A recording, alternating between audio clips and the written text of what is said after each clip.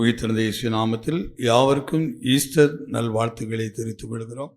யாவுக்கு ஸ்தோத்திரம். கர்த்தர் உங்களை ஆசீர்வதிப்பாராக. இந்த காலையில் நாம் தியானத்துக்காக எடுத்துக்கொண்ட வேத பகுதி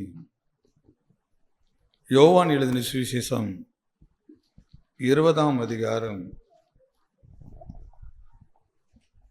1-7 வசனங்களை வாசிப்போம். வாரத்தின் முதல் நாள் காலையில் அதிக இருட்டோடே மகதலேனா மரியாள் கல்லறையிடத்திற்கு வந்து கல்லறையை அடைத்திருந்த கல் எடுத்து போட்டிருக்க கண்டாள். உடனே அவள் ஓடி சீமோன் பேதுருவினிடத்திலும் இயேசுவுக்கு அன்பாயிருந்த மற்ற சீஷர்கள் இடத்திலும் போய், கர்த்தரை கல்லறையில் இருந்து எடுத்துக்கொண்டு போய்விட்டார்கள், அவரை வைத்த இடம் எங்களுக்கு தெரியவில்லை என்றாள். அப்பொழுது பேதுருவும் மற்ற சீஷனும் கல்லறை இடத்திற்கு போகும்படி புறப்பட்டு இருவரும் ஒருமித்து ஓடினார்கள். பேதுருவை பார்க்கிலும் மற்ற சீஷன் துரிதமாய் ஓடி முந்தி கல்லறை இடத்தில் வந்து அதற்குள்ளே குனிந்து பார்த்து சீலையில் கிடக்கிறதை கண்டான். ஆனாலும் அவன் உள்ளே போகவில்லை. சீமோன் பேதுரு அவனுக்கு பின்னே வந்து கல்லறைக்குள்ளே பிரவேசித்து சீலைகளை கிடக்கிறதையும் அவருடைய தலையில் சுற்றியிருந்த சீலை மற்ற சீலைகளுடனே வைத்திராமல் தனியே ஒரு இடத்திலே சுருட்டி வைத்திருக்கிறதையும் கண்டான். கர்த்தருடைய நாமம் மகிமைப்படுவதாக. கிறிஸ்தவத்தின் பலவிதமான முக்கியமான பகுதிகள் உண்டு. அவைகளில் இயேசு கிறிஸ்துடைய மரணமும் இயேசு கிறிஸ்துடைய உயிர்த்தெழுதலும். இந்த உயிர்த்தெழுதலுக்கு பின்புதான் நம்முடைய எதிர்காலத்தை நோக்கி இருக்கிற ஒரு பெரிய தரிசனம். இதற்கு முன்பாக நடந்த அல்லது இன்றை வரை நாம் கொண்டாடி கொண்டிருக்கிற எல்லா பண்டிகைகளும் அவைகள் நிறைவேற்றப்பட்ட தீர்க்க தரிசனங்கள், முடிந்த காரியங்கள். இப்போ நமக்கு முன்பாக எதிர்நோக்கி கொண்டிருக்கிற வருங்காலங்கள் ஒன்று இருக்கிறது. அதனால தான் 3 காலங்கள்.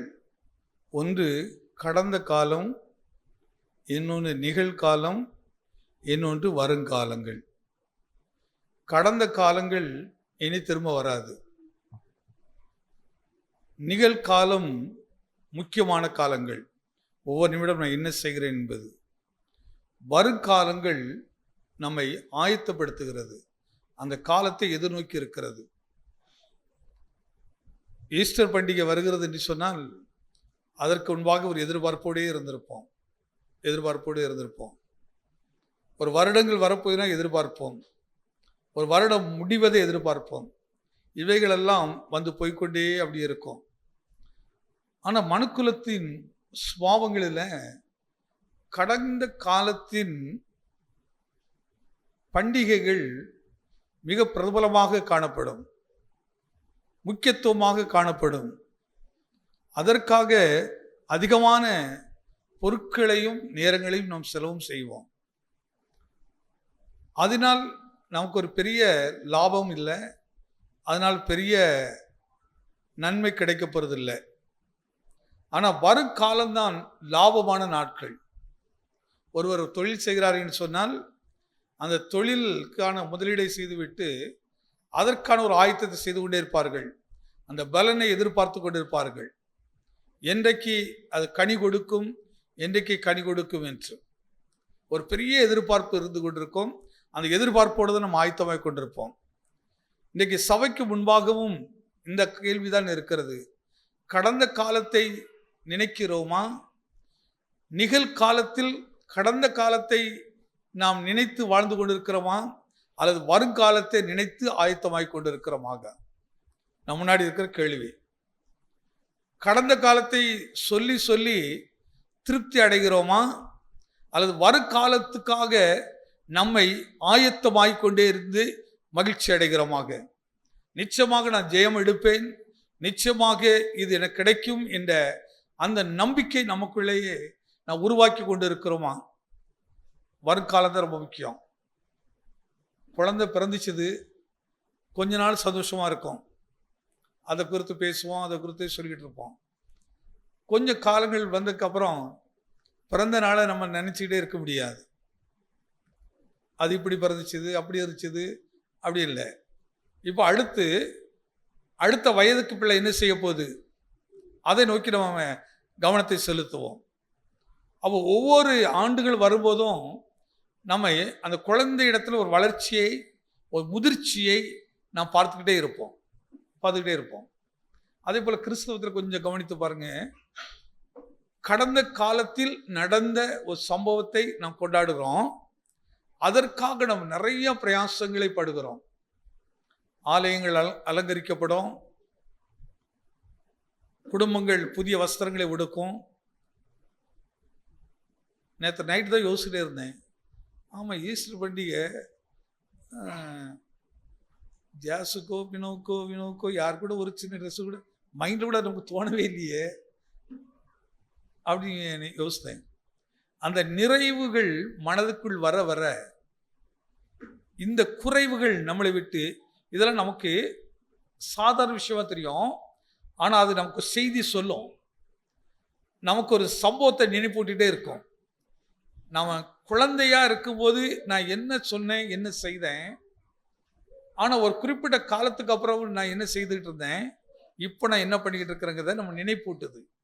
குழந்தையா இருக்கும்போது எதிர்பார்ப்பு, ஒரு சாதாரண மீட்டர் 5 ரூபாய்க்கு ஒரு துணி எடுத்து கொடுப்பாங்க, அதுக்கு அவ்வளவு சந்தோஷமா இருக்கும்.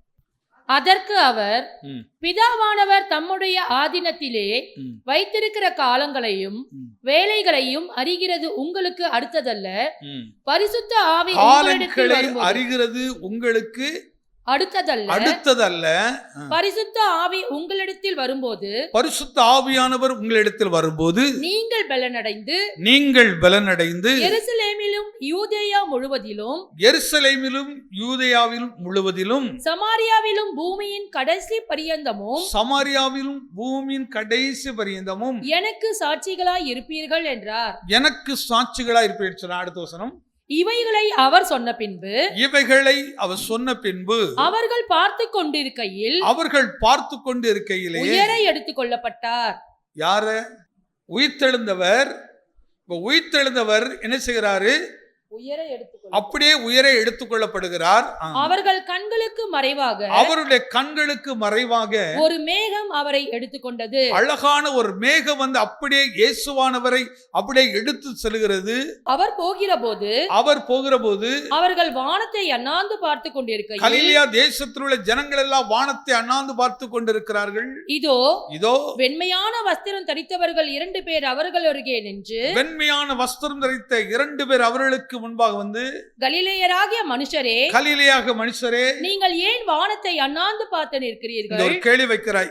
ஏன் வானத்தை அண்ணாந்து பார்த்து கொண்டிருக்கிறீர்கள்? உங்களிடத்தினின்று வானத்துக்கு எடுத்துக்கொள்ளப்பட்ட இந்த இயேசுவானவர், உங்களிடத்திலிருந்து வானத்துக்கு எடுத்துக்கொள்ளப்பட்ட இந்த இயேசுவானவர் எப்படி உங்கள் கண்களுக்கு முன்பாக வானத்துக்கு எழுந்தருளி போனாரோ, எப்படி உங்கள் கண்களுக்கு முன்பாக வானத்துக்கு எடுத்துக்கொள்ளப்பட்டாரோ அப்படியே மறுபடியும் வருவார் என்றார்கள். அப்படியே மறுபடியும் வருவார்கள் என கரங்களை தட்டி ஆண்டவர் நாம் சொல்றோம். இப்ப நான் முன்னாடி இருக்க இதுதான். இப்ப கடந்த எல்லாமே கடந்த காலங்கள், கடந்து போய்வின காலங்கள், சம்பவங்கள் தான் நடந்து முடிந்தது. இப்பொழுது நடக்க இருக்கிற ஒரு காரியம், எப்படி போனாரோ அப்படியே திரும்ப வருவார். வருகிற பொழுது அவர் எப்படி வருவார் என்று வேதம் நமக்கு சொல்லுகிறது. ஆனால் இனி வரும்போது அவர் சொல்லுகிறார், ஆத்தும மணவாளனாக வருவார். ஒரு அழகான காரியத்தை சொல்லணும்னா, நம்ம வீட்டில் ஒரு கல்யாணம் நடக்கும்போது நமக்கு சந்தோஷமா இருக்குமா? எப்படி இருக்கும்?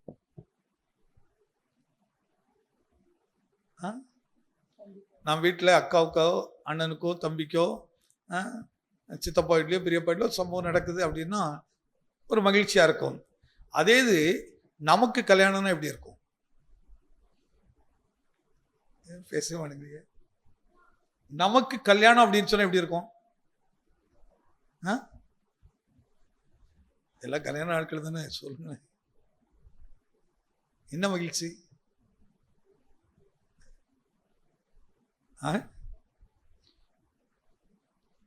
யாருக்குமே தெரியாத அளவுக்கு, புரியாத அளவுக்கு நம்முடைய ஆத்துமாக்குள்ள ஒரு களி கூறுதல் உண்டாகும். நம்முடைய ஆத்துமாவில் பெரிய மகிழ்ச்சி இருக்கும். எப்பொழுது என் ஆத்தும நேசர் வருவார், எப்பொழுது நாட்கள் வரும், அந்த நாட்கள் வரும். ஒரு முறை ஒரு வீட்டில் ஒரு சம்பவம் நடந்துச்சு. கல்யாணம் ஒழுங்கா இருக்குது. திடீர்னு கேலண்டரை பார்த்தா கல்யாணம் டிசம்பரில் கல்யாணம், ஆனால் நவம்பர்ல டிசம்பர் டேட் வந்துருச்சு. வீட்டில் கேட்குறாங்க, யார் கேலண்டர் இப்படி கிழிச்சா, யார் கேலண்டர் கிழிச்சாரு? ஒருத்தரும் ஒத்துக்கிற மாட்டாங்க. ஒரே ஒரு ஆள் மட்டும் அமைதியாக இருக்குது. ஒரே ஒரு ஆள் யாருன்னா அந்த மணமகள். அப்போ ஒவ்வொரு நாளும் என்ன செய்யுது, ஒன்றை கிளிக்கிறதுக்கு பதில் 2 சேர்த்து கிழிச்சு எப்பொழுது டிசம்பர் வரும், எப்பொழுது டிசம்பர் வரும்னுட்டு அந்த மகிழ்ச்சி, அந்த எதிர்பார்ப்பு. இப்போ டெய்லி பார்க்குறோம், டிசம்பர் 17 இருக்குது, டிசம்பர் 17 இருக்குது. ஐயோ, ஆனால் இன்னும் போக மாட்டேங்குதே. ஒவ்வொருத்தரை பார்க்கும்போது ஒரு பக்கம் கோவம் வருது, என்ன இது செய்யலையா, அதை செய்யலையா. அந்த மணவாளிக்கு இருக்கிற ஆத்திரம் இருக்கு பாருங்க, அந்த மணவாட்டியா இருக்கிறதுக்கு ஒரு கோபம். நம்ம வீட்டில் பார்த்துருவோம், பிள்ளைகளுக்கு கல்யாணம்னா அவன் சொல்ல முடியும், என்ன இது கூட செய்ய தெரியலன்னா நீங்களா ஒரு அப்பாவா, இது கூட பண்ணலாம் நீங்களா ஒரு அம்மாவா, நீனா ஒரு அண்ணனா, என்ன பண்றீங்க, என்ன செய்யணும், அப்படியே துரிதப்படுத்துவோம் பாருங்க.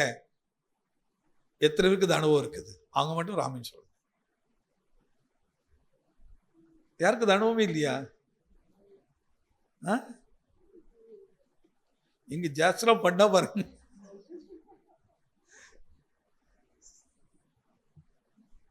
அப்பா அம்மாருக்கு இருக்குதா இல்லையா? இப்ப மாதிரி ராமன் சொல்லுங்க. எவ்வளவு நம்ம ரொம்ப சாதாரண நினைச்சிட்டு இருப்போம், ஆனா அவங்களுக்கு பெரிய விஷயமா தெரியும். எப்போ எப்போ என்ன இதை செய்யலையா, இதை பண்ணலையா, நோட்டீஸ் இப்படிதான் அடிக்கணுமா, ட்ரெஸ் இப்படிதான் இருக்கணுமா, என்ன ஆயத்தம் சாதாரண ஒரு திருமண வாழ்க்கைக்கு. ஆனால் இங்கே தேவதூதன் சொல்கிறார், ஐயா ஏன் வானத்தை அனந்து பார்த்துட்டு இருக்கிறீங்க, அவர் திரும்ப நினைச்சு போறாரு, இப்ப போய் வேலையை பாருங்க, ஆயத்தமாகுங்க. இப்போ போனவர் உயிர்த்தெழுந்தவராக போகிறார், ஆனால் இனி வரப்போறது உன்னை திருமணம் செய்கிற மணவாளனாகவே அவர் வரப்போறார். எத்தனை சந்தோஷம். அப்ப இன்றைக்கு சபைக்கு முன்னாடி இருக்கிறது ஒரு ஆயத்தம் தான் ரொம்ப அவசியம். ரொம்ப ஆயத்தமாக நாம் செயல்பட வேண்டிய காலத்தில் இருக்கிறோம். ஒவ்வொரு பண்டிகைகளையும் கொண்டாடும் போதெல்லாம் அந்தந்த இடத்தை நாம் சரி பண்ணுகிற ஒரு காலம் பாருங்க. இயேசுடைய மரண காலங்கள், அப்படி மரணத்தில் அவர் சொன்ன வார்த்தை அது. அடுத்து அவர் எழுந்து போகும்போது என்ன சொல்லிட்டு போனார், அந்த அனுபவத்தை கொஞ்சம் கடந்து பார்ப்போம். அப்படியானால் இந்த சத்தியங்கள் நமக்குள் இல்லாமல் இந்த சத்தியத்தை நாம் அசட்டை பண்ணி விட்டு விடுவோம். ஆனால் இயேசுடைய வருகை மகிழ்ச்சிக்கு பதிலாக நமக்கு அது கண்ணீரை உண்டாக்கிவிடும். சில சம்பவங்கள் நமக்கு நன்மைக்கு ஆயத்தம் பண்ணப்பட்டது தான், ஆனால் அதை நன்மையாக மாற்றுகிறதும் தீமையாக மாற்றுகிறதும் நமக்கு முன்னாடி தான் இருக்கிறது. அதனால ஏதேன் தோட்டத்தில் சொன்னார், உங்களுக்கு முன்னாடி நன்மை தீமை விருட்சம் இருக்கிறது, ஆனால் அதுல நீ தொடவும் வேண்டாம், அதை புசிக்கவும் வேண்டாம். நீ அழுது புலம்புகிற இடத்துக்கு நீ செல்லாதபடிக்கு என் சொல்லுக்கு மட்டும் கீழ்ப்படிந்து ஆயத்தமாய்க்கொண்டே இரு.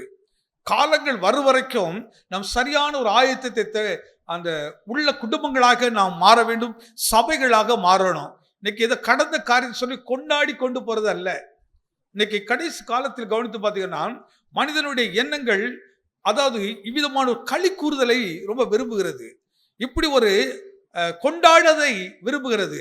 ஆனால் ஒரு நல்ல ஒரு ஆவிக்குரிய காரியத்தை குறித்த வெளிப்பாடுகளை கண்டுபிடிக்க அவனுக்குள் இருக்கிற இந்த எண்ணங்கள் சுவாபங்கள் அவனை விட்டு விலகிக்கிட்டே இருக்கும். கண்டுபிடிக்க வேண்டும். அந்த அடிப்படை சில காரியங்களை யோவானின் சுவிசேஷம் 20ஆம் அதிகாரத்திலிருந்து ஒரு 3-4 காரியங்களை மட்டும் நாம் தியானிப்போம். 7ஆம் வசனத்தை வாசிக்கலாம். 27. சீலைகள் கிடக்கிறதையும் அவருடைய தலையில் சுற்றியிருந்த சீலை மற்ற சீலைகளுடனே வைத்திராமல் தனியே ஒரு இடத்தில் சுருட்டி வைக்கிறதையும் கண்டான். முதலாவது இந்த இடத்தில் மரியாள் வருகிறார்கள். நான் நேரத்திற்கு சில காரியம் அப்படி சொல்லிட்டே போறேன். பார்க்கிறார்கள், கல்லறை திறந்திருக்கிறது, யாரோ எடுத்துக்கொண்டு போய்விட்டார்கள். இப்போ மரியாதை யாரோ அங்கே என்ன இருக்குன்னு பார்க்கவே இல்லை, அவங்களுக்கு அதோடைய வெளிச்சம் கிடைக்கல. பார்த்துட்டு அவங்க சொல்கிற செய்தி யாரோ எடுத்துக்கொண்டு போய்விட்டார்கள், அவ்வளவுதான். ஆனால் பேதுரு வருகிறார். பேதுரு வந்து அவர் தான் உள்ள இறங்கி பார்க்கிறார். உள்ள இறங்கி பார்க்கும்போது அங்கே இயேசு சரீரம் இல்லை, ஆனா இயேசுக்கு கொடுத்திருந்த உடுத்திருந்த வஸ்திரம் அங்கே இருக்கிறது. இயேசுடைய சரீரம் எடுத்துக்கொள்ளப்பட்டிருக்கிறது, ஆனா எதுக்கு எங்க இருக்கிறது? வஸ்திரம் இருக்கிறது. அது குறிப்பாக அவர் சரீரத்தில் சுத்தின வஸ்திரமும் அப்படி தலையில சுத்தின வஸ்திரமும் ரெண்டும் தனித்தனியாக இருக்கிறதை இதை பேதுரு பார்க்கிறார், இதை கவனிக்கிறார். இதை கொஞ்சம் கவனித்து பாருங்கள். ஒரு மனிதன் ஏதோ ஒரு பார்வையில் பார்க்கும்போது அங்கே கல்லறை மட்டும்தான் தெரியுமே தவிர கல்லறைக்குள் என்ன நடக்கிறது என்பது அவனுக்கு தெரியாது, அவர்களால் பார்க்க முடியல. ஆனால் பொதுவாக ஒரு வார்த்தை சொல்ல, யாரோ எடுத்துக்கொண்டு போய்விட்டார்கள். ஆனால் பேதுருங்கிற தேவ மனுஷன், அதாவது இயேசுவை மறுதலித்த தேவ மனிதன், இவரும் தேவ மனுஷன் தான். ஆனா என்ன மனிதன்?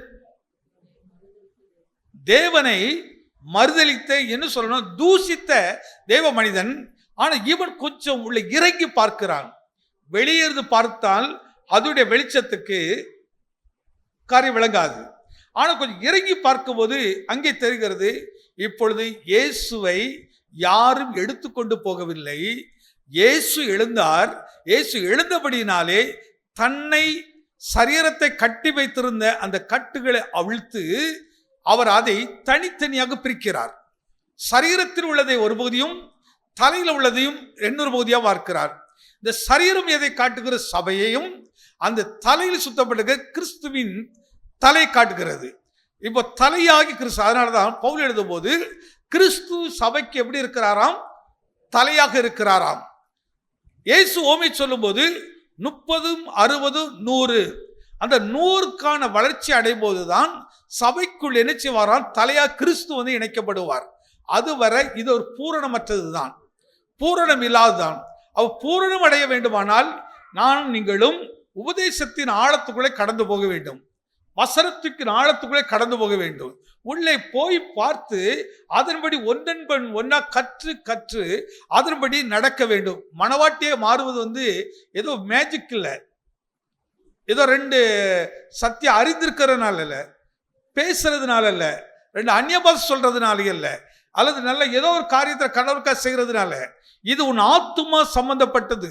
ஆனால்தான் நீ ஆத்துமா வாழுவது போல நீ எல்லாவற்றிலும் வாழணும். மனுஷர்களுக்கு இன்றைக்கு நான் கவனிக்கும் போது சரீரத்தில தான் இயேசு வாழுகிறாரே தவிர ஆத்துமாவிலே தேவன் வாழவில்லை.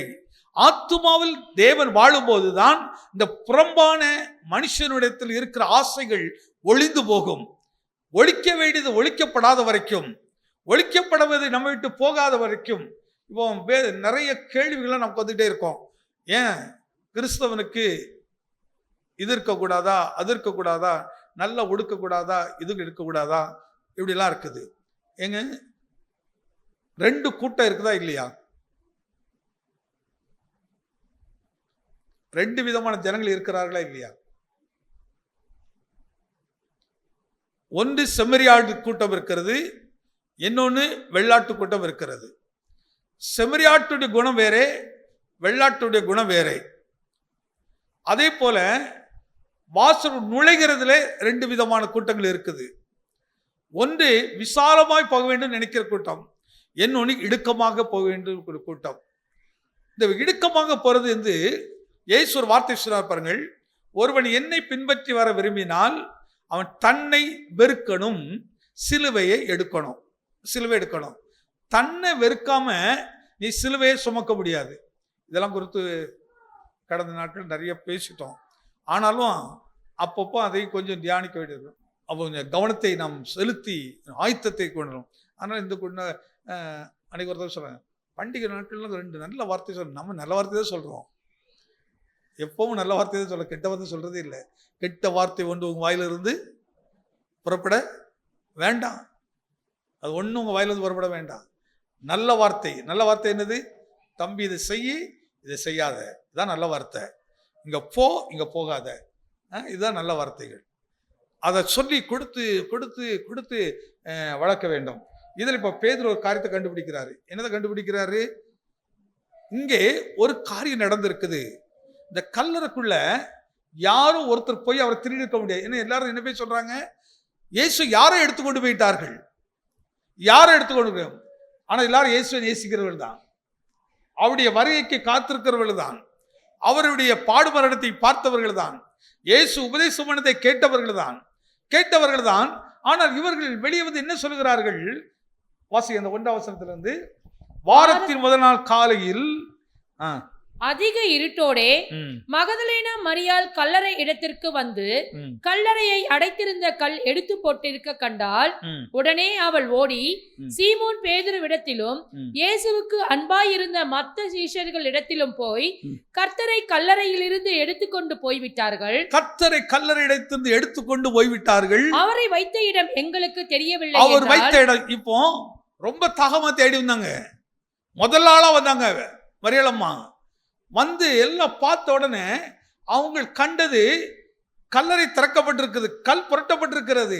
ஆனா யாரோ எடுத்துக்கொண்டு போய்விட்டார்கள். அவர் உயிர்த்தெழுந்தார் என்பதை அவர்கள் மனம் ஏற்றுக்கொள்ளவில்லை, அது உள்ளாத நம்பவில்லை. அவர் சொன்னார், நான் மரிப்பேன், அடக்கம் பண்ணப்படுவேன், 3ஆம் நாள் உயிரோடு எழுந்திருப்பேன் என்று இயேசுவானவர் சொன்ன வார்த்தையை இயேசுவோடு இருந்தவர்கள் அதை ஏற்றுக்கொள்ள முடியல.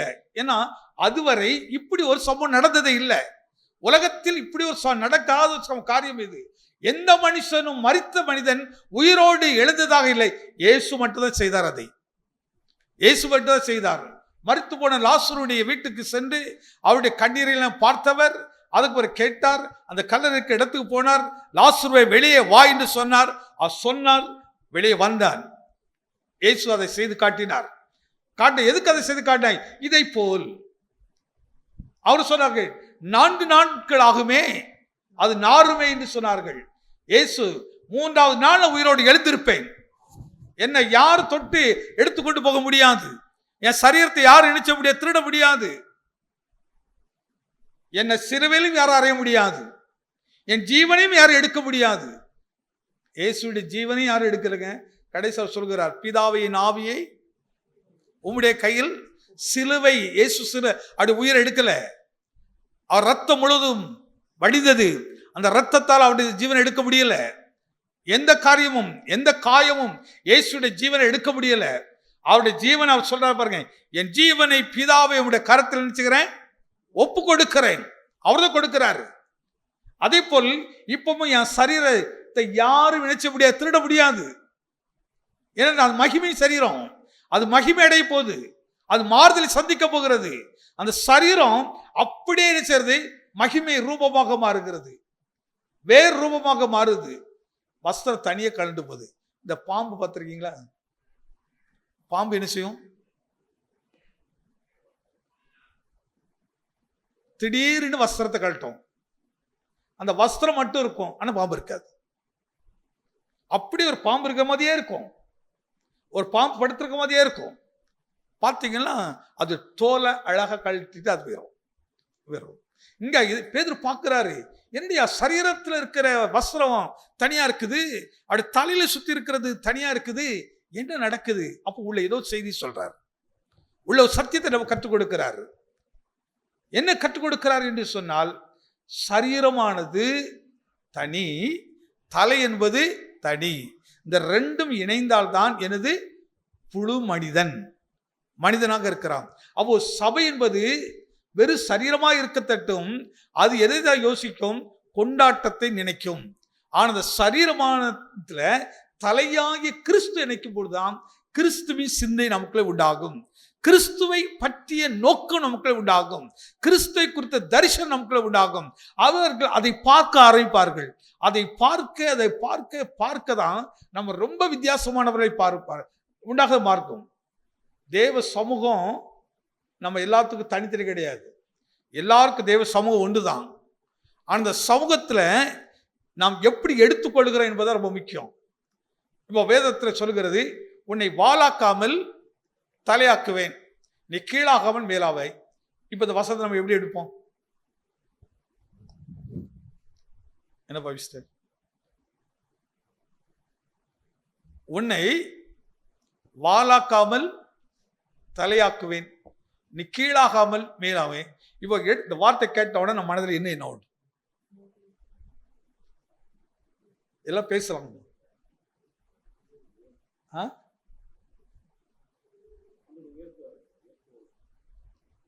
எடுத்த உடனே மைண்ட்ல விட்டாது என்னதுன்னு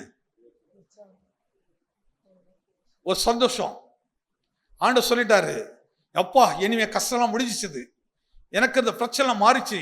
கர்த்தர் சொல்லிட்டாரு, உன்னை என்ன செய்வாரு, என்னை தலையாக்குவார் அப்படின்ட்டு. இது ஒரு பொதுவான ஜனங்கள், ஒரு சரீர பிரகாரமாக இம்மைக்காக கடவுளை தேடுறவர்களுக்கு ஒரு மகிழ்ச்சி, இம்மைக்கான தேவைகளுக்காக கடவுளை தேடுறவங்களுக்கு மகிழ்ச்சி. அதே நேரத்தில் ஆவிக்குரிய அனுபவத்தை தேடுறவங்களுக்கு எப்படி இருக்கும்?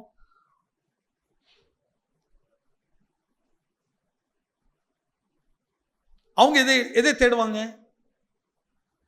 எப்படி பார்ப்பார்கள் அவர்கள்?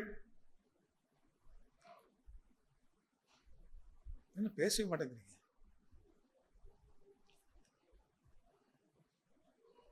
எப்படி பேசுவாங்க? இயேசு இடத்துல நிறைய சீசர்கள்லாம் இருந்தாங்க, எல்லாத்துலேயும் ஆண்டவர் நிறைய விஷயத்தில் பேசுகிறேன். அன்றைக்கி நம்ம டேனியல் பிரதர் கூட அதை சொன்னார். ஆனால் கொஞ்சம் ஆழமான உபதேசத்தை பேச ஆரம்பித்த உடனே சீசர்கள்லாம் என்ன சொன்னாங்க? இது கடினமான உபதேசம், இது யாரு கை கொள்ளுவா, இது எப்படி கை கொள்ள முடியும்? அதுவரை நல்லதாக போயிட்டு இருந்துச்சு. ஆனால் உண்மையை பேச ஆரம்பித்த உடனே, உத்தமத்தை பேச ஆரம்பித்த உடனே, எதிர்காலத்தை குறித்து பேச ஆரம்பித்த உடனே, இப்போ மனிதருக்கு பாருங்க, எதிர்காலத்தை பேசுறது தான் பிடிக்கிறது இல்லை, ஆனால் கடந்த காலத்தை பேச ரொம்ப பிடிக்குது. கடந்த காலத்தில் உன்னை இப்படி செய்வேன்னு சொன்னாரே, உன்னை 1000 மடங்கு ஆசிரியப்படி சொன்னாரே, நான் பொதுவாக இதெல்லாம் ரொம்ப எடுக்கிறது இல்லை, அப்படி நான் பார்க்கறது இல்லை. அதை எதிர்காலத்துக்கு என்ன கர்த்தர் சொல்றாரு, என் எதிர்காலத்தை நோக்கி எப்படி வைத்திருக்கிறாரு, நான் இப்படிதான் நம்ம சபை உருவாக்க நினைக்கிறேன், விசுவாசத்தில் நம் அப்படி பலனடையணும், அப்படி வாழ வேண்டும், கர்த்தர் அதை விரும்புறாரு. இப்ப பேதுரு மறுதலித்தவன் தான், இப்ப அவனுக்கு தான் காட்சி எடுத்து காட்டுறாரு. வெறுத்தவன் தான், அவன் காட்சி காட்டுறாரு. மரியாளம்மாவுக்கு கிடைக்காத காட்சி, அவர்கள் சொன்னாங்க யாரை எடுத்து கொண்டு போயிட்டார்கள், ஆனா பேதுருக்கு காட்டுறாரு, யாரும் எடுத்து விட்டு போல, இயேசு உயிர்த்தெழுந்தார் என்பதற்கு சந்தேகப்பட்ட பேதுருவே, நீ கொஞ்சம் பாரு, யாராவது திருடிட்டு போயிருந்தா சரீரம் தனியாகவும் வஸ்திரம் தனியாக இருக்குமா? திருடவை எப்படி திருடுவாங்க? பர்ஸ் இருக்குது, பர்ஸுக்குள்ள நகை இருக்குது, நகை மட்டும் அப்படி எடுப்பான், அப்படியே பர்ஸோட என்ன செய்வான், அப்படியே தூக்கிட்டு போயிருப்பான். இப்போ இயேசுவை தூக்கிட்டு போயிருந்தான், அங்கே எப்படியா தூக்கிட்டு போயிருக்கணும், வஸ்திரத்தோட தூக்கிட்டு போயிருக்கணும். ஆனா பேதுருக்கு சுட்டி காட்டுறாரு, நீ கொஞ்சம் கவனித்து பாரு, நீ என்ன மறுதலிச்சியே, இவர் அறியேன்னு சொன்னியே, கவனித்து பாரு, நான் சொன்னேன், நான் மரிப்பேன், ஆனாலும் 3ஆவது நாள் உயிரோடு எழுந்திருப்பேன், உன் கண்களே என்னை குறித்து சாட்சி சொல்லட்டும், உன்னை குறித்து சாட்சி சொல்லட்டும். இவ கர்த்தர் பேதுருக்கு அதை காட்டினுக்கு நோக்கம் என்ன தெரியுமா? பேதுருடைய அவிசுவாசத்தை நீக்கி பேதுருக்குள்ள ஆழமான விசுவாசத்தை கொடுக்கிறாரு. இயேசுடைய சரீரத்தை கூட சத்துரு கை வைக்க முடியாது. எதை நம்புறீங்க? அப்படி செத்து போன சரீரத்தை கூட சத்துரு தொட முடியாது. அவரே அதை பிரித்தெடுக்கிறார், அவரே வஸ்திரத்தை தனியாக எடுக்கிறாரு. அப்படியான இயேசு எப்படி மகிமை அடைந்திருக்கிறார். இந்த வர உயிர்த்தெழுந்த இயேசுவை அடக்கப்படும் போது சரீரம் இருந்துச்சு, ஆனால் உயிர்த்தெழுந்த பிறகு அப்படி சரீரத்தை இதுவரை யாரும் பார்க்கவே இல்லை. அவர் கல்லறை மட்டும் தான் பார்க்கிறோம். கல்லறை பார்க்கறதுனால என்ன இருக்குது? கல்லறை பார்த்து தொட்டு தொட்டு கும்பிட்டு வர்றதுனால நம்ம ஆட்கள் அங்கே போய் முட்டி போட்டு ஜோம்னா ஆண்டர் ஜெபத்தை கேட்பாருங்க. உண்மையில நம்ம சொல்லுவோம் பாரு, ஜனங்களாம் மூட நம்பிக்கை, அதை விட மூட நம்பிக்கை உள்ள கிறிஸ்தவெல்லாம் நிறைய இருக்கிறாங்க. யோர்தான போய் முழுகுனா, எனக்கு இந்த புனித ஸ்தலம் இப்படி சொல்ற விஷயமே அசிங்கமான நினைப்பேன். அது ஒரு நல்ல வார்த்தை கிடையாது. நீ நிக்கிற இடம் பரிசுத்த பூமி. எதை நம்புறீங்க? உங்க வீடு பரிசுத்தமான வீடுங்க.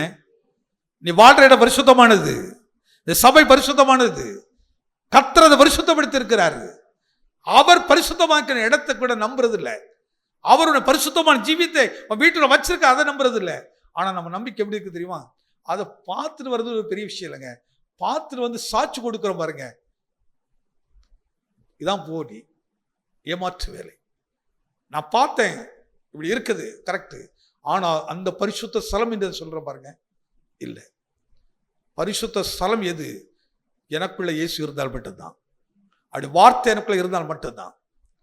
பேதுருக்க சுட்டி காட்டுறாரு, பேதுரு என்ன கொஞ்சம் கவனித்து பாரு, நீ சரீரத்தை அடக்கம் பண்ணும்போது பார்த்தீங்க எல்லாரும், ஆனா இப்ப சரீரம் எங்கே?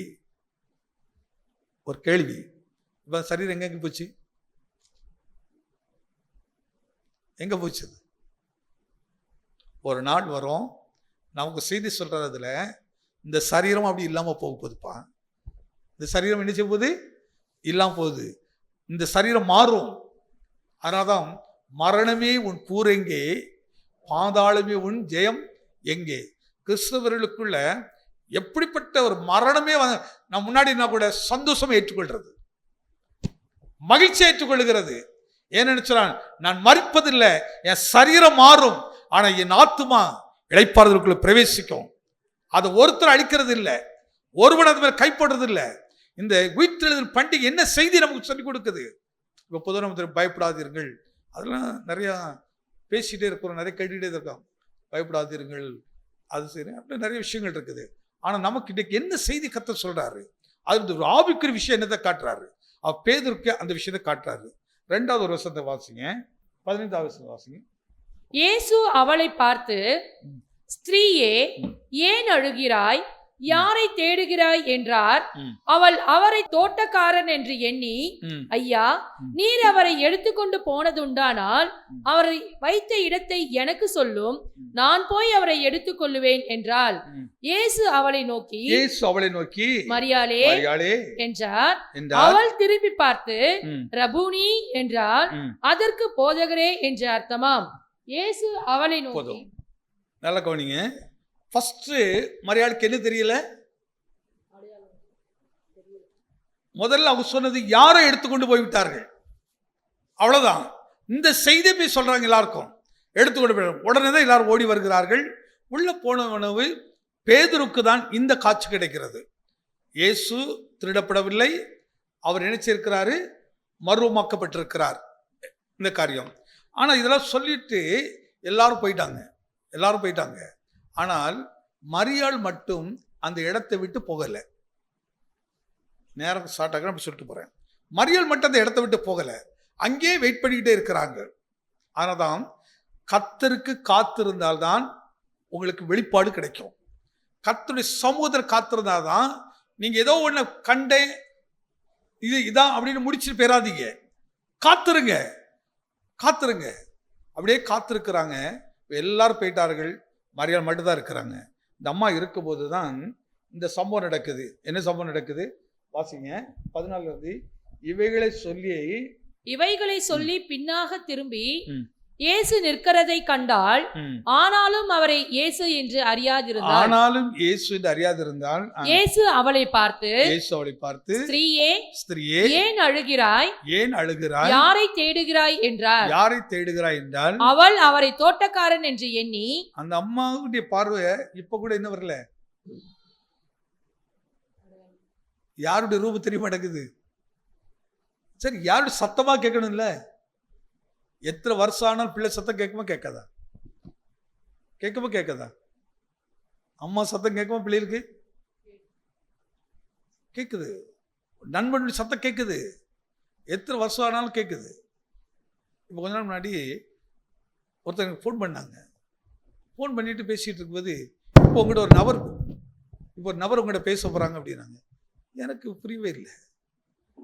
ஆனால் 2 வார்த்தை சொன்ன டக்குன்னு புரிஞ்சிட்டு, ஓ இன்னாரா அப்படின்னு அவள் கேட்க, ஓ தெரியுதா? அவன் சொன்னேன், பாம்பேல நம்ம சுத்தினமே, அது இப்படி மறக்கும், என்னெல்லாம் பண்ணணும் இதெல்லாம் மறக்குமா அப்படின்ட்டு அந்த சத்தத்தை கேட்டணும். கிட்டத்தட்ட எத்தனை வருஷம் 2 சந்திச்சு 30 வருஷம் மேலாச்சு. 30 வருஷத்துக்கு மேல இருக்கும். அதுக்கப்புறம் கூட அந்த சத்தம் பேசுற உடனே புரிஞ்சது. ஓ இன்னார் தானே, இப்படிப்பட்ட ஆள் தானே. அவனு கேட்குறா, ஆமா நீ ஊழியக்காரராகிட்டியாம எனக்கு எப்படி அப்படின்னா, எப்படி ராஜன் நீ ஊழியக்காரங்க? நான் ஆகலப்பா, கர்த்தராக்கி இருக்கிறார். நாக்கு தகுதியே கிடையாது, நாக்கான ஆளும் கிடையாது. கர்த்தரதை ஆக்கியிருக்கிறாரு. சத்தத்தை தெரியுது. இங்க இயேசு கூப்பிடுறாரு. அப்பவும் புரியலை அந்த அம்மாவுக்கு. தோட்டக்காரர் நினைத்து என்ன செய்யறாங்கன்னா, ஐயா, நீர் அவரை எடுத்துக்கொண்டு போனது உண்டானால் அவரை வைத்த இடத்தை எனக்கு சொல்லும், நான் போய் அவரை எடுத்துக்கொள்ளுவேன் என்றாள். இயேசு அவளை நோக்கி மரியாளே என்றார். மரியாளே என்றான். அவள் திரும்பி பார்த்து, அடுத்து இயேசு பேரோட மறக்கல பாரு, கரெக்டா சொல்றாரு, மரியாளே அப்படி என்கிறார். அவள் திரும்பி பார்த்து ரபூனி என்றாள். ரபூனி என்றாள். ஏசாயத்திற்கு வசனம் உண்டு, உன் கண்கள் உன் போதகரை காணும். ஆமே.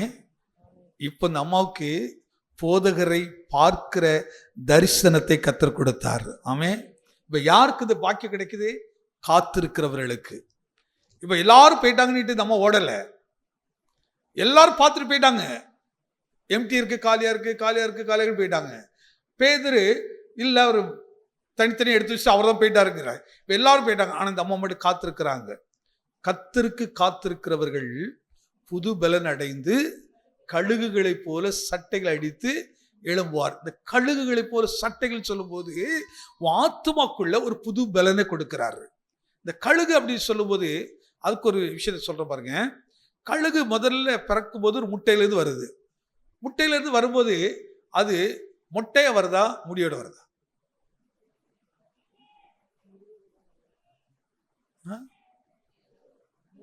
கோழி குஞ்சு பொரிக்கும் போது முடியோட வருதா, மொட்டையோட வருதா?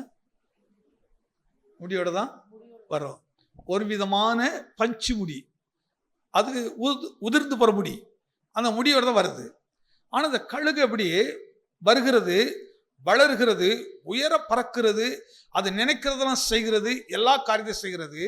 செய்து முடித்து கொஞ்ச நாளைக்கு அப்புறம் அதே கழுகு புலம்ப ஆரம்பிக்குது, என்னால் உயர பறக்க முடியல, என்னால் விரும்பினதை எடுக்க முடியல, விலகினப்படுது இந்த கழுகு. அதனால தான் ஏசாயில படிக்கும் போது கழுகுக்கு சமமாக உன் வயதை திரும்பவும் வாழ வயது போல் மாற்றுவேன். திரும்பவும் இப்ப கழுகுக்கு மட்டும்தான் மறுபடி பிறக்கிற ஒரு அனுபவம் உண்டு. கழுகு 2 நேரம் பிறக்குது. ஒன்று இயற்கையான முறையில் பிறக்கிறது, 2வது அது தன்னுடைய அனுபவத்திலே பிறக்கிறது.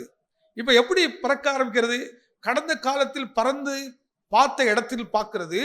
உன்னதமான சிகரம் உண்டு, அந்த சிகரத்தில் பாதுகாப்பு இருக்கிறது என்பதை அறிந்து தன்னுடைய முதிர்ந்த பலனற்று போகும்போது அங்கே போய் காத்திருக்க ஆரம்பிக்கிறது.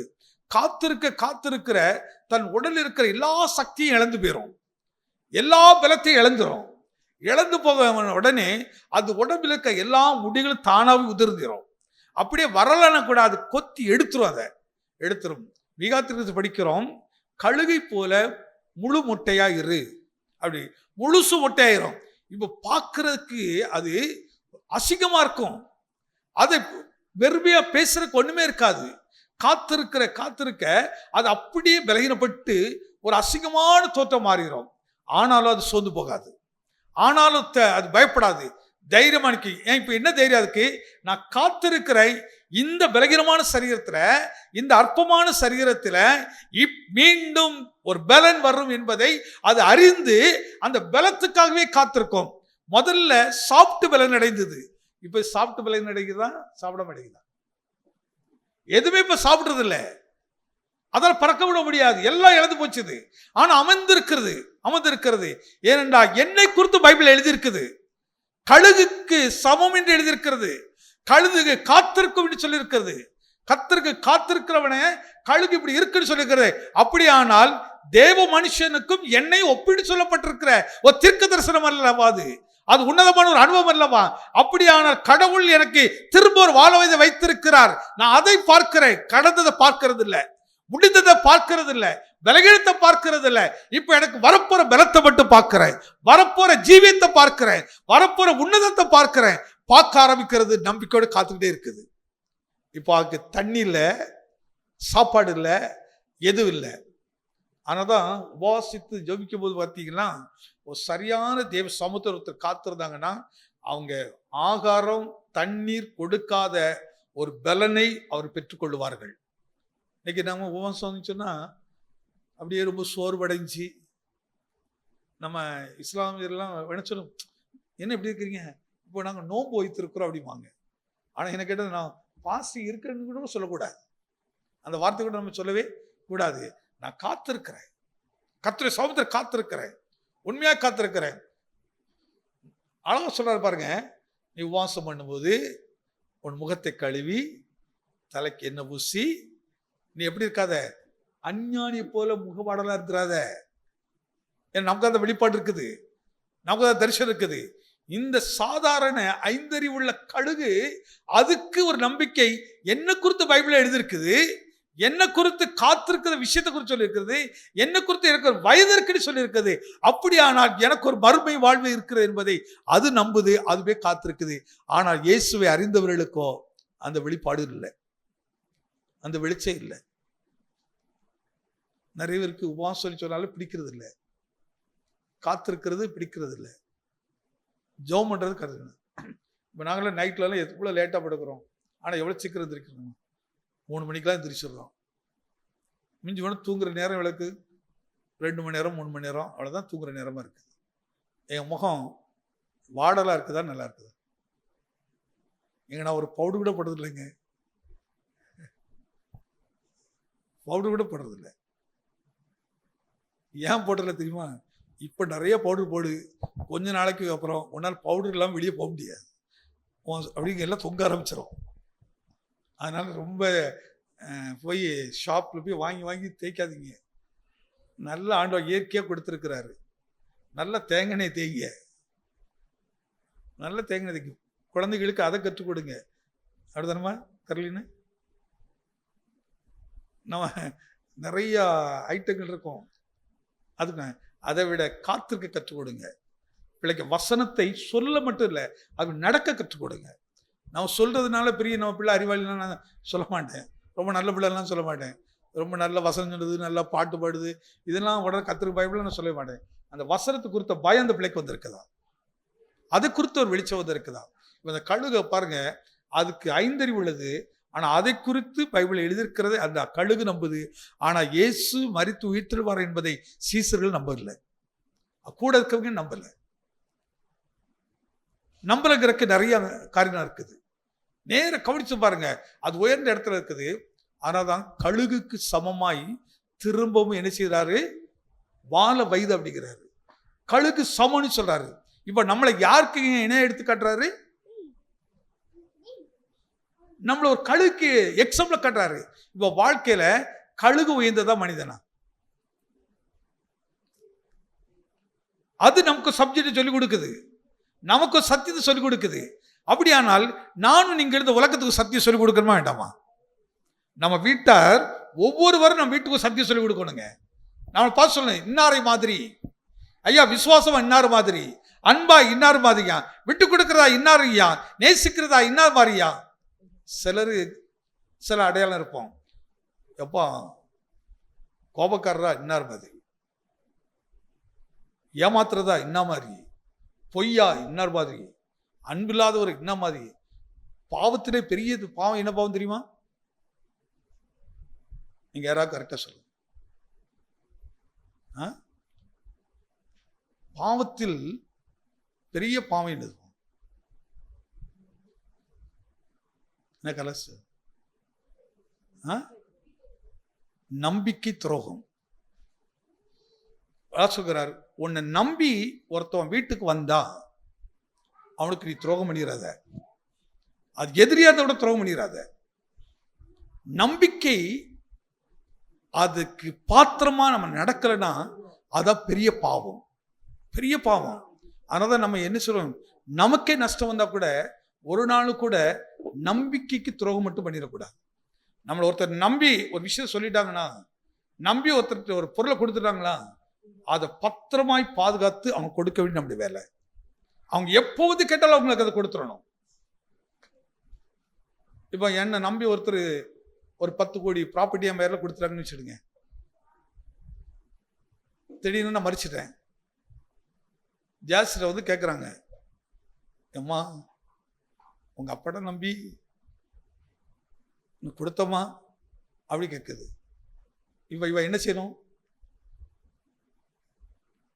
இதெல்லாம் எங்களுக்கு தெரியாது, எங்களுக்கு தெரியாது அப்படின்னாங்க. செத்தோட போய் கேளுங்க,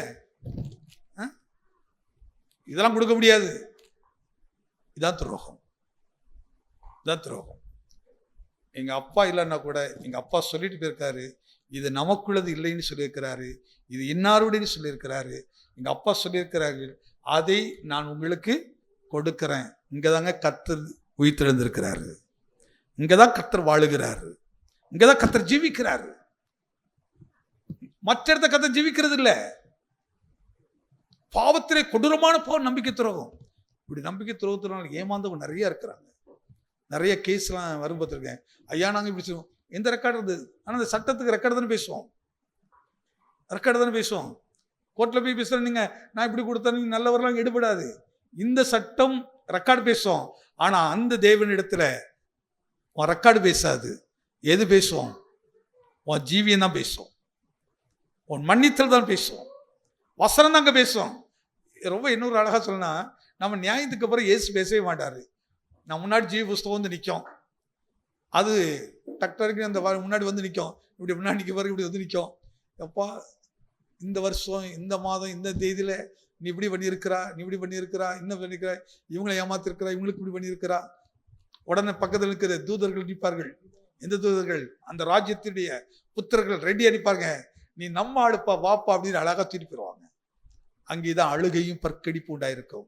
ஆனால் கரெக்டாக வாழ்ந்துறது தான் அங்கே தேவனுடைய தூதர்கள் நிற்பார்கள், அந்த ராஜ்யத்தில் புத்தரிப்பார்கள். அவர் வருவார்கள், நீ உன் பிதாவினுடைய வீட்டுக்குள்ள வா, உனக்கு அங்கே சந்தோஷமும் சமாதானமும் நிறைந்திருக்கும். அப்படியே கொண்டு போவார். இந்த பயம் தான் நமக்குள்ள இருக்கணுங்க. இந்த உணர்வு எப்பொழுது நம்மகிட்ட இருந்துட்டே இருக்கணும். ஒரு கர்த்தருடைய பிள்ளைகளுக்குள்ள ஒரு நாள் கூட இந்த உணர்வை இழந்துடவே கூடாது. அதனால தான் கர்த்தருக்கு பயப்படுதலை ஞானத்தின் ஆர்வம். இந்த பயம் தான் இருக்கணும். கர்த்தர் பயப்படணும். பொல்லா போட்டு விலகுறதுன்னா என்னது? நம்ம பாவம்னா அது பாவம், இது பாவம். குடிகாரமாக கூட மன்னிக்கப்பட்டிருங்க, நம்பிக்கை துரோகம் மன்னிக்கப்படாது. நம்பிக்கைக்கு பாத்திரவான்களை நம்ம இருக்கணுங்க. நம்மளை நம்பினவங்க, ஐயா கிறிஸ்தவன், தேவனுடைய பிள்ளை, என்னுடைய ஊழியக்காரர்கள். சில ஊழியக்காரர்கிட்டே போய் மாட்டிக்கிட்டுன்னா திரும்ப வரமாட்டேங்குது. ஒரே வார்த்தை சொல்லுங்க, எப்பா நீ ஊழியத்தில் கொடுத்தா, ஆனால் திரும்ப தர முடியாது. அவன் கொடுக்கும்போது ஊழியத்தில் கொடுத்தாரா உனக்குன்னு கொடுத்தானா? அதனை முக்கியம். ஊழியத்தில் கொடுத்தா நீ திருப்பி கொடுக்க வேண்டாம், ஆனால் உனக்கு நீ கொடுத்தா திருப்பி தான் கொடுத்தாகணும். அது கைமாத்து அல்ல கடன், திருப்பி கொடுத்தே ஆகணும். எத்தனை கொடுத்தே ஆகணும். எவ்வளோ அற்புதமாக போதிக்கிறார் பாருங்க. அப்போ உயிர்த்தெழுதல் நாளில் நமக்கு தரிசனம் இருக்கணும். இந்த கழுகு மாதிரி இருக்கணும். அதுக்கு சொல்ல பாருங்க, எனக்கு ஒரு அடுத்த ஒரு வாழ்க்கை இருக்குது, அடுத்த ஒரு வாழ்க்கை இருக்குது. இது எதை காட்டுகிறது? இயேசுடைய மறுபடி வாழ்க்கையை நமக்கு நினைப்பூட்டுகிறதாக இருக்கிறது.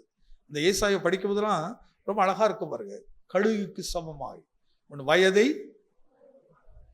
வயதை இப்ப இந்த சரித்தை வாழ்ற பாருங்க. இந்த வாழ்க்கை கொஞ்ச நாள், ஆனா அந்த வாழ்க்கை நித்தியமான வாழ்க்கை. ஆனா அந்த வாழ்க்கைக்கு இந்த வாழ்க்கைக்கு ஆகாரம் கறி மீன் இப்போ முடிஞ்ச உடனே ரெடியா. ஏன்னா நம்ம சபையில எல்லா நாளும் கறி சாப்பிட்ற ஆட்கள் தான். யாராவது அப்படி விட்டுருந்தீங்களா? சிலர் பயங்கரமா ஆயத்தமா இருப்பாங்க, இன்னைக்கு என்ன சாப்பிடலாம் அப்படின்ட்டு. நேரம் வேகமா போயிட்டு இருக்குல்ல. சரி, என்ன ஒரே ஒரு வசனம் சொல்லி முடிச்சிடுறேன். வாசிப்போம். 19 வாரத்தின் முதல் நாள் ஆகிய அன்றைய தினம் சாயங்கால வேளையிலே சீஷர்கள் கூடியிருந்த இடத்தில் யூதர்களுக்கு பயந்ததினால் கதவுகள் பூட்டிருக்கையில் இயேசு வந்து நடுவே நின்று. இந்த வாரத்தின் முதல் நாள் எது காட்டது? வாரத்தின் முதலாவது நாள் தான் ஆண்டவர் என்ன செய்தாரு? உயிர்த்தெழுந்தார். இப்போ உயிர்த்தெழுந்ததுக்கு பின்பு நடக்குது, உயிர்த்தெழுந்த இந்த சம்பவம் நடக்குது, அங்க பார்க்கறாங்க, இதெல்லாம் நடக்குது. அடுத்துக்கு சொல்கிறார், வாரத்தின் முதலாம் நாள் அன்றைய தினம் சாயங்கால வேளையிலே சீஷர்கள் கூடியிருந்த இடத்தில் யூதர்களுக்கு பயந்ததினால். வாரத்தின் முதல் நாள் காலையில் பேதுரு பார்க்கிறாரு, மரியாதையோடு கர்த்தர் பேசுறாரு, என்ன சொல்ற. ஆனாலும் இப்பவும் இவங்களுக்கு என்ன நம்பிக்கை வரல? இயேசு உயிர்த்தெழுதாங்கிற இயேசு தான் உயிரோடு இருக்கிறதுக்கு நிரூபிக்க என்ன பாடுபட வேண்டி இருக்கு பாருங்க. தான் உயிரோடு எழுந்தத வேற இருக்குல்ல, சீசர்களுக்கு சொல்லக்கு அவ்வளவு கஷ்டம், அவ்வளவு போராட வேண்டி இருக்குது. கர்த்தர் நல்லவர் சொல்றதுக்கு, கர்த்தர் உயிரோடு எழுந்தான்னு சொல்றதுக்கு. இப்போ அதே நாள் சாயங்காலம் பாருங்க, அத்தனை பேர் யூதர்களுக்கு பயந்தபடியினால் கதவை பூட்டிக்கிட்டு உள்ள போய் உட்காந்துக்கிட்டாங்க. அத்தனை பேரும் ஆனா இயேசு பார்த்தாரு, நீ உள்ளே இருந்தாலும் அங்கே நான் உள்ள வருவோம் பார்த்துக்க. இப்ப நான் உள்ள வர்ற சரீரத்துல இருக்கிறேன், உள்ள வர சரீரத்துல இருக்கிறேன். நேர உள்ள போறார், வாசிங்க. இயேசு வந்து நடுவே நின்று, இயேசு வந்து நடுவே நின்று உங்களுக்கு சமாதானம் என்றார். உங்களுக்கு சமாதானம் என்றார். என்ன அழகான வார்த்தை இல்ல? என்ன அழகான வார்த்தை. யாருக்கு இப்ப சமாதானம்? நம்பாதவர்களுக்கு. இயேசு கிறிஸ்துவுடைய மரணத்தை கேள்விப்பட்டவர்கள், பார்த்தவர்கள், சொன்ன செய்தியை கேட்டவர்கள், நான் 3ஆம் நாள் உயிரோடு எழுந்திருப்பேன் சொன்ன கல்லறையும் போய் பார்த்தவர்கள் தான், கல்லறை எடுத்து போயிட்டு வந்தவர்கள் தான். ஆனாலும் அவர்களுக்குள்ள என்ன செய்யறது? அப்ப யூதர்களுடைய கொடுமை எப்படி இருந்து பார்த்துருங்க. இயேசு கிறிஸ்துவை ஏற்றுக்கொண்ட பிள்ளைகளுக்கு வந்த பாடுகள், உபத்திரவங்கள் கொஞ்சம் நஞ்சலைங்க. அவ்வளவு நம்ம இன்னைக்கு நிறைய பாடுகிறோம். அன்றைக்கு இயேசு கிறிஸ்துவை ஏற்றுக்கொண்டவர்கள் எல்லாம் வாளால் அறுக்கப்பட்டார்கள், பயங்கரமான தண்டனை கொடுக்கப்பட்டது. அதனால ஓடுகிறார்கள், சிதறடிக்கப்படுகிறார்கள், எல்லா தேசம் சிதறடிக்கப்படுகிறார்கள். இங்க சீசல பயந்து போயிருக்கிறாங்க. இவங்க தான் சொன்னாரு, நான் உங்களோடு சாகுறதுக்கு ஆயத்தமா இருக்கிறேன்னு சொன்னாருங்க. ஆனா இப்ப என்ன செய்யறாங்க? பயந்து போய் ஒழுதுகிறார். ஆனா இயேசு அங்க போனார், உள்ளே போய் சொல்லிட்டு சொல்றார், உங்களுக்கு அந்த இயேசு இன்னைக்கு நம் இருதயத்துக்குள்ள வந்து சொல்கிறாரு, மகளே உனக்கு என்ன உண்டாகட்டும், உனக்கு என்ன உண்டாகட்டும். நம்ம வளர்ச்சியில எப்படி இருக்குன்னு சொன்னா, ஒருத்தர் சரியான ரைட்ல ஆவிக்குரிய வளர்றான்னு சொன்னா அவங்களுக்குள்ள பயம் போயிடும், குழப்பம் போயிடும், தெளிவு இருக்கும், சமாதானமா இருப்பார்கள். படுத்த உடனே தூங்குவார்கள். படுத்த உடனே என்ன செய்வாங்க? தூக்க வரலன்னு மாத்திரை போட மாட்டார்கள், தூக்க வரலன்ட்டு யாராவது கை கால் அமைக்க விடுதுன்னு சொல்ல மாட்டார்கள். அவங்களுக்கு படுத்த உடனே அழகா தூக்கம். ஏன்னா அவங்களுக்கு ஒரு பெரிய நம்பி கழுகு மாதிரி அழகா, எனக்கு கத்திர பார்த்து கொள்ளுவார் ஐயா, அவர் என்ன கவனிச்சு கொள்ளுவார், சமாதானம் தூங்கிடுவாங்க. அடுத்து இன்னொரு வருஷம் சொல்லி முடிச்சிடுறேன், வாசிக்கலாம்.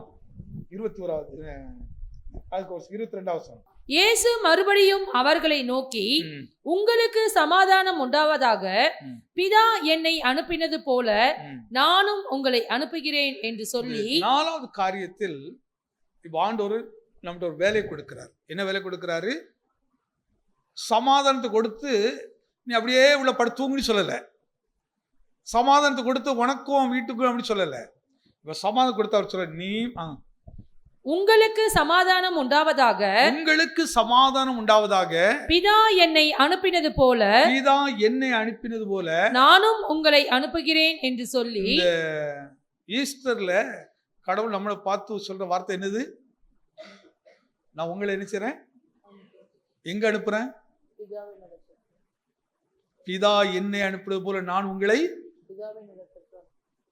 ஜனங்களுக்குள்ள அனுப்புறாரு. நீ போய் சொல்லு, உயிர்த்தெழுதல குத்து பேசு, இயேசு மரிக்கலங்க உயிர்த்தெழுந்தாரு, இயேசு என் வீட்டுக்கு வந்தாரு சொல்லு, இயேசு என்னோட பேசுறாரு போய் சொல்லு, இயேசு எனக்கு சமாதானத்தை கொடுத்தாரு சொல்லு. அடுத்த வசனம், அவர்கள் மேல் ஊதி, அடுத்து அவர்களுக்கு என்னத்தை கொடுக்கிறாரு? பரிசுத்த ஆவியை கொடுக்கிறார். அடுத்து அவங்க என்ன கொடுக்கிறாரு? பரிசுத்த ஆவியை. இவ ஊழியம் செய்வதற்கு பரிசுத்த ஆவியானவர் நமக்கு அவசியம். அவர் உயிர்த்தெழுந்த நாள்ல தேவன் மரியாளுக்கு தரிசனமாகி அழைக்கிறாரு, பேர் சொல்லி கூப்பிடுகிறாரு. அடுத்து அவர் என்ன செய்கிறாரு? 2வது ஒன்று பொதுவான ஒரு விஷயத்தை சொன்னேன், கல்லறைய பார்த்தாங்க. ஆனா பேதுரு மட்டும் தான் என்ன செய்தாரு? உள்ள இறங்கி, சரி இயேசு திருடப்படல, அவர் உயிர்த்தெழுந்தார் என்பதை பார்க்கிறாரு. 2வது மரியாளிடத்தை சந்திக்கிறாரு. 3வது என்ன சொன்னேன்? பூட்டி இருக்கிற வீட்டுக்குள்ள போய் உங்களுக்கு சமாதானம் சொன்னேன். 4வது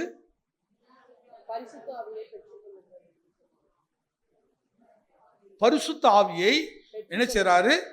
அவர்கள் பெற்றுக்கொள்ளும்படி ஊதினார் என்று, பெற்றுக்கொள்ளும்படி. அடுத்து 5வது காரியம் முடிதான், ஈவினிங் சரிசா கொஞ்சம் நல்லா எடுக்கிறேன், இப்போ வசனம் சொல்லிடுறேன். 5 அடுத்து 23 வசனம்.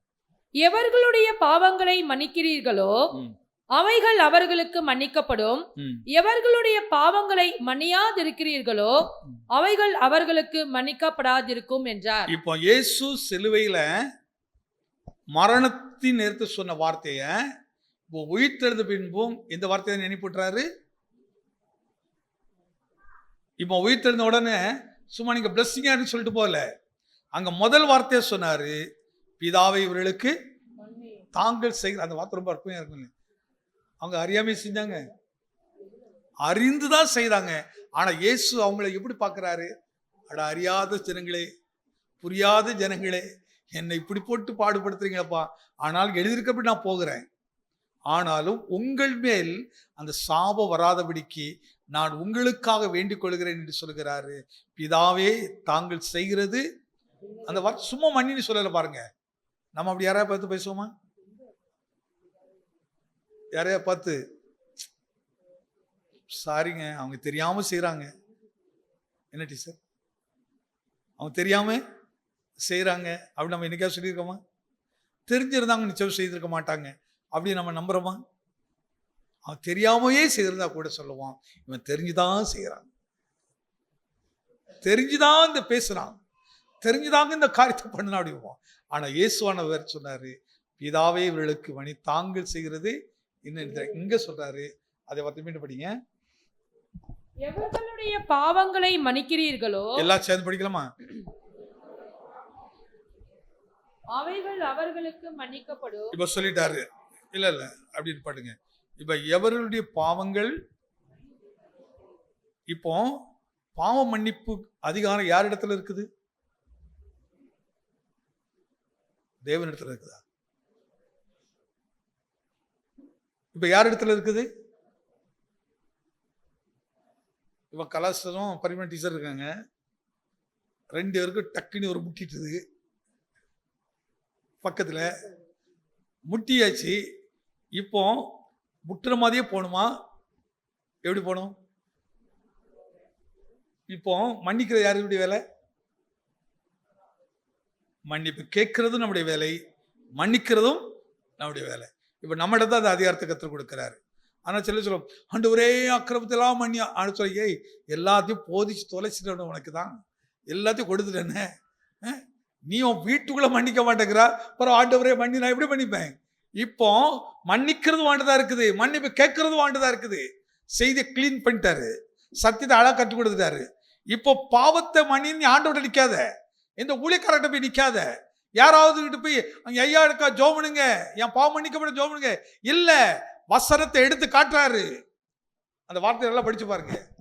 எவர்களுடைய பாவங்களை மன்னிக்கிறீர்களோ, எவர்களுடைய பாவங்களை மன்னிக்கிறீர்களோ அவைகள் அவர்களுக்கு மன்னிக்கப்படும். அது அவர்களுக்கு மன்னிக்கப்படும். எவர்களுடைய பாவங்களை மன்னியாதிருக்கிறீர்களோ, எவர்களுடைய பாவத்தை மன்னியாதிருக்கிறீர்களோ அவைகள் அவர்களுக்கு மன்னிக்கப்படாதிருக்கும் என்றார். இப்ப அதிகாரம் முழுவதும் யார்கிட்ட இருக்குது? அப்போ பாவத்தினால் வருகிற மரணத்திலிருந்து யார் நம்மை பாதுகாக்கிறது? யார் நம்மை பாதுகாக்கிறது? பாவத்தினால் வருகிற சாபத்தை யார் விடுதலையாக்குறது? எந்த பாஸ்டர் வந்து 1000 பாஸ்டர் உள்ள வந்து உன் வீட்டுக்கு வந்து தோத்திரம் பண்ணாலும் சரி, 1000 பாஸ்டர் வந்து உள்ள வந்து இன்னும் ஆசீர்வதித்தாலும் சரி, அது ஆசீர்வாதம் அல்ல. என்ன தடை வாட்ட இருக்குது? வாட்டத தடையா நீ இருக்கிறார். செயல், நம்முடைய எண்ணங்கள் தடையா இருக்கிறபடினாலே எந்த வல்லமையும் எந்த தீர்க்கதரிசியும் எது நிறைவேறுவதில்லை. ஆண்டவர் ஒரே ஒரு வார்த்தை, உன்னை கவனிச்சுட்டே இருப்பார், நீ பேசுவான்ட்டு கேட்கிறாரு. ஒரு சம்பவத்தை உங்களுக்கு ஞாபகப்படுத்துற பாருங்க. ஒரு முறை எனக்கும் ஒருத்தருக்கும் ரொம்ப பிரச்சனை, ரொம்ப 2 பேரும் பயங்கரமா மோதிட்டோம், சண்டைப்பட்டு ரட்சிக்கப்படக்கு முன்னாடி. ஆனால் ரட்சிக்கப்பட்டதுக்கு அப்புறம் ஒரு நாள் இதை குறித்து நான் பிரசவம் பண்றேன். தண்டைப்பேட்டில் விழிச்சு பிரசவம் பண்ணிட்டு இருக்கேன். பிரசங்கம் பண்ணிட்டு இருக்கும் போதே என் மனது குத்துது அது வார்த்தை. என்னப்பா நீ மன்னிக்கிற குறித்து பேசுறீங்க அப்படி என்ன மாதிரி எனக்கு கேள்வி கேட்குது. நான் பேசுறேன், என் மனதுக்குள்ள ஒரு ஓட்ட ஓடிக்கிட்டே இருக்குது. அப்படி ஓடிட்டு இருக்கும் போதே கரெக்டாக அது நபருடைய மைண்ட் அந்த எண்ணம் வருது. அந்த அவருடைய முகம் அப்படியே எனக்கு தெரியுது சிந்தையில். நான் தரிசனம்னு சொல்லலை, என் மைண்டில் அவருடைய முகம் அப்படி இருக்குது. நாங்கள் அவருடைய பழகுனது, நாங்கள் பண்ண எல்லா விஷயம் அப்படியே தெரியுது. அதுக்கப்புறம் எல்லாம் முடிஞ்சிச்சுது. இப்போ இந்த விஷயம் நடந்து எத்தனையோ வருஷம் ஆச்சு, சின்ன வயசு நடந்தது. இப்போ நான் அவரை போய் எங்கே பார்க்கறது? நாங்குநேரி சங்கரட்டியார் ஸ்கூலில் நடந்த சம்பவம் அது. இப்போ அவன் எங்கே இருக்கான்னு தெரியாது, நாங்கள் சென்னையில் இருக்கிறேன் எப்படின்னுட்டு. ஒரு அப்போ ஆண்டவர் சின்ன ஒரு ஜபம், ஆண்டவரே நான் அவரை பார்த்தேன்னா நான் என்ன செய்கிறேன்? அவர்கிட்ட போய் மன்னிப்பு கேட்டுறது. ஏன் அவனை பார்க்குறதுக்கு எனக்கு ஒரு வாய்ப்பு கிடைச்சேன், நிச்சயமாக செய்கிறேன்னுட்டு என்ன நானே தேட்டிக்கிட்டேன். கரெக்டாக 1 வாரம் கழிச்சு கொத்தவளச்சி வீட்டில் பார்க்குறோம். ஒரு வாரம் ஆயிடுச்சு. அவரே அப்படியே இங்கே வராரு. நான் ஆனால் கிட்ட வர வர மனசு சொல்லுது, இவன்கிட்ட போய் மன்னிப்பு கேட்கிறதா. நமக்குள்ள ஜென்ம சுவாவம் இருக்கு பாருங்க. ஜென்மத்தின் அந்த உணர்வுகள் அதுவரை சரியா நான் பார்த்தா செய்யறேனே. இப்போ கர்த்தர் சொல்றாரு, கரெக்டா கொண்டு வராரு. சோதனை எப்படி இருக்கு பாருங்க. இப்போ இவன்கிட்ட போய் நமக்கு இவன் யாரு நம்ம யாரு அப்படி நம்ம தோடுது. அப்படியே அப்படியே கடந்து கிட்ட வந்தாச்சு. அவர் அப்படி பார்க்க போறாரு, நானும் அப்படி பார்க்க போறேன். ஆனா கொஞ்சம் போன உடனே உள்ளத்துல ஒரு பயங்கரமான வேதனை. கடவுளுடைய வார்த்தைக்கு நம்ம கீழ்ப்படியலட்டு கொஞ்சம் தள்ளி அப்படி திரும்பி பார்க்குறேன். ஆனால் கரெக்டாக அவனும் திரும்பி பார்க்குறான். அப்போ அவனையும் என்ன பார்த்துட்டான், ரெண்டையும் பார்த்தாச்சு. உடனே பலியை பார்க்கிலும் கீழ்ப்படிதல். உடனே போய் ரெண்டு பேரும் ஒப்புரவாயிட்டோம்.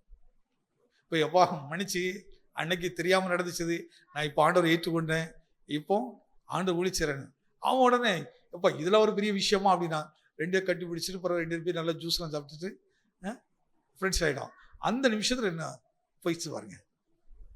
பாவத்தை மன்னித்தால் அவ்வளோ பெரிய சமாதானம் கிடைக்கும். எத்தனை பேருக்கு இந்த அனுபவம் இருக்குது? எத்தனை பேர் இந்த அனுபவத்தை அனுபவிச்சிருக்கிறீங்க? ஒருவேளை இல்லாமல் இருந்தால் இன்றைக்கு ஆண்டவர்கிட்ட ஒரே ஒரு வார்த்தை கேளுங்க, கர்த்தர் உங்களுக்கு அந்த நபரை காட்டுவார். இன்றைக்கே காட்டுவார். அதை உடனே நீங்க மனம் திரும்புங்க. நீ அல்லது இந்த பண்டிகையில் ஒரு அர்த்தம் இல்லை, அது ஒரு கொண்டாட்டம், அவ்வளோதான்.